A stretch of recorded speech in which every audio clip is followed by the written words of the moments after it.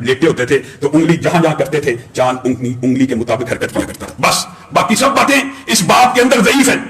اما حلیمہ اس بچے کو لے کے جناب آمینہ کے پاس آئی۔ آمینہ نے کہا ابھی تو منت ترلا کر کے لے کے گئی تھی، جب 2 سال کا تھا رات مکمل ہوئی کہ ہمیں مزید چاہیے، 6 مہینے بعد پھر آ گئی ہو۔ اصرار کیا، سارا واقعہ آپ نے بتلا دیا کہ یہ واقعہ ہوا تھا، تو آپ کی والدہ مسکرانا شروع ہو گئی، کہا میرے اس بیٹے کو اللہ دیا نہیں کرے گا، یہ بڑی شان والا ہوگا۔ وہ جو خواب انہوں نے دیکھا تھا صحیح روایات کے مطابق وہ اما حلیمہ کو دوبارہ بیان کیا،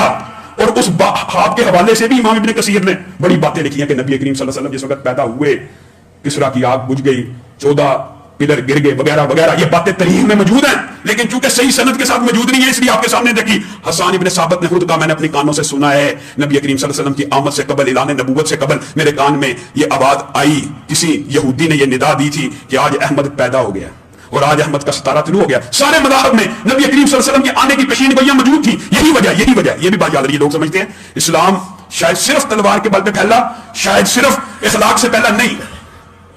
پیشین گوئیاں ہر مذہب میں موجود تھی، ان کے علماء نے پہچانا، اور اس طرح تیزی کے ساتھ اسلام ایک وقت میں نبی کریم صلی اللہ علیہ وسلم کی نشانیوں کو جیسے جیسے دیکھتے گئے پہچانتے گئے اسلام قبول کرتے گئے۔ اس حوالے سے بحیرہ راہب کا ایک مشہور واقعہ جو آگے آئے گا انشاءاللہ اس کا